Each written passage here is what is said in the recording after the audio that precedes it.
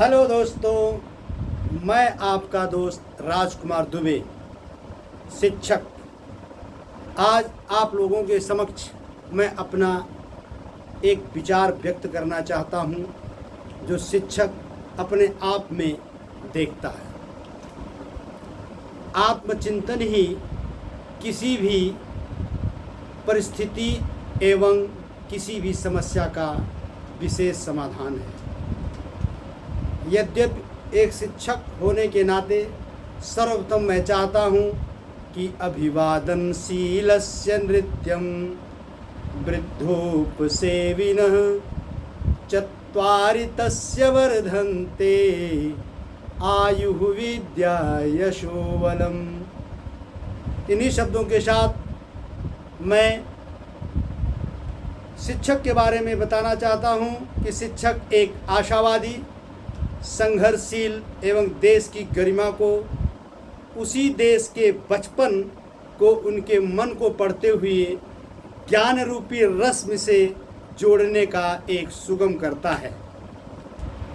कितनी बड़ी बात है कि और सभी व्यक्ति, चाहे वो देश के हों, चाहे प्रदेश के हों, चाहे समाज के हों, अपना काम करके पैसे कमाते हैं, लेकिन शिक्षक देश के निर्माण में एक विशेष कड़ी के रूप में कार्य करता है, जो बच्चों के ज्ञानार्जन से संबंधित है। क्योंकि ज्ञान ही एक ऐसा स्रोत है जिसके माध्यम से देश अपनी पराकाष्ठा को प्राप्त कर सकता है। शिक्षक का डायरेक्ट संबंध बच्चे के मन से है और उनके मन को ज्ञानार्जन की तरफ ले जाना कितना चुनौतीपूर्ण कार्य है कि बच्चों को उनके मन को और ज्ञान की तरफ संयुक्त कर देना बहुत बड़ी बात है। मैं ये बात का आश्वासन देता हूँ आपको कि बलिष्ठ देश बलपूर्वक अपने शक्ति से दूसरे देश पर आक्रमण करके उस देश की सीमा को अधिकृत कर सकता है, लेकिन बच्चों के वैयक्तिक भिन्नता, जैसे कोई बच्चा किसी चीज़ में तेज है, किसी को हम कुछ बताते हैं तो एक बार बताएंगे, दो बार बताएंगे, बच्चा नहीं समझता है। कोई बच्चा उस चीज़ को एक बार में ही समझ लेता है। इसको बोलते हैं कि जैसे कि हमारी पांचों उंगलियां हैं, सभी बराबर नहीं हैं।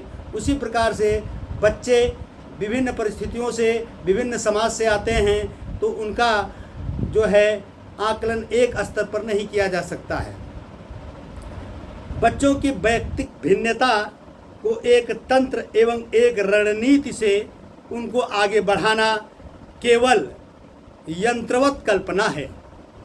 क्योंकि अगर हम किसी स्विच को दबा देते हैं तो लाइट जल जाएगी, यह वस्तुगत चीज़ें हैं, लेकिन मानसिक रूप से यह किसी व्यक्ति पर प्रयोग नहीं किया जा सकता है।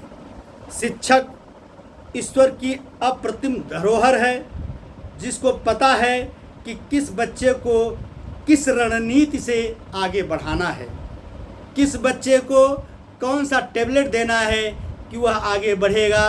क्योंकि क्लास में अलग अलग दिमाग के बच्चे होते हैं, कोई 2 बार में सीखते हैं, कोई 4 बार में भी नहीं सीखते हैं, तो उनके लिए अलग अलग गतिविधि करानी पड़ती है।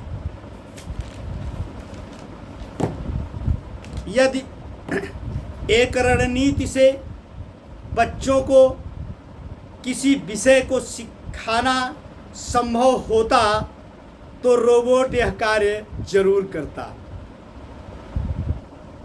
शिक्षक के असीमित ज्ञान एवं कौशल को रोबोट की भांति ट्रीट करना, मैं आपसे पूछता हूं कि कहां तक उचित है। आज जब विश्व 21वीं सदी के तीसरे दशक से गुजर रहा है, केवल मशीनीकरण का विकास हो रहा है या हुआ है, बच्चों की हानि क्यों हुई? कल्पना कीजिए कि कोविड के कारण बच्चे हमारे कम से कम 1 से 1.5 वर्ष ज्ञानार्जन से पीछे छूट गए। क्या शिक्षण की कल्पना मोबाइल, लैपटॉप एवं मॉनिटर से की जा सकती है? यदि ये इसकी भरपाई किए होते तो आज हमारे बच्चे इतने कमज़ोर नहीं हुए होते। सोचो कि जब शिक्षक क्लास में बैठ करके या क्लास में खड़े होकर बच्चों से प्रत्युत्तर करता है और उनको बताता है और साथ साथ उनसे पूछता है, क्या ऐसी विधा हमारे मोबाइल, लैपटॉप या मॉनिटर में है? कदापि नहीं है। यदि ऐसी बात होती तो कोविड की असहनीय जो क्षति हुई है बच्चों की, चाहे वो शिक्षा के वर्ग में हो, चाहे उनके स्वास्थ्य के वर्ग में हो, क्या उसको पूरा किया जा सकता है? नहीं। जहाँ तक सवाल छोटे बच्चों का है, उनके अंदर शिक्षक ही एक ऐसा प्राणी है इस जगत का जिनमें प्रेम, संभाषण, सदाचार, विद्या आदि से उनको जोड़ता है। लेकिन इन बच्चों को इससे दूर रखते हुए केवल सभी चीज़ों की फ़ोटो भेजना और सुरक्षित रखना कितना अपूरणीय बच्चों की क्षति है।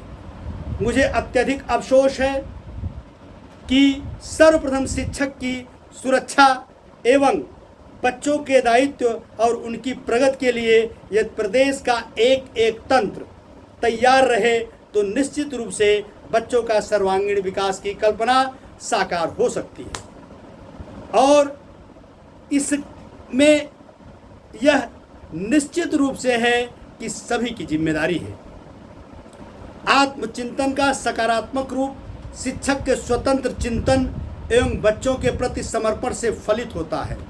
इसके लिए उनका मन बच्चों पर केंद्रित तभी हो सकता है जब वह अपने आप को सुरक्षित महसूस करे। इसीलिए मैं आप सभी से आह्वान करता हूँ, विशेष रूप से अपने शिक्षकों से आह्वान करता हूँ कि चाहे आपको किसी भी चैलेंज का सामना करना पड़े, लेकिन आप अपनी गरिमा को जो कि बच्चों के प्रति लगाना है उसको जो है लगाते रहिए।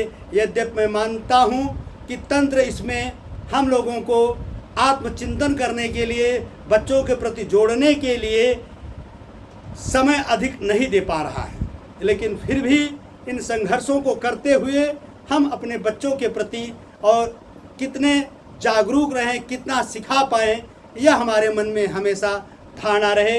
यही आप लोगों से हमारी अपील है। जय हिंद, जय शिक्षक, वंदे मातरम, जय भारत।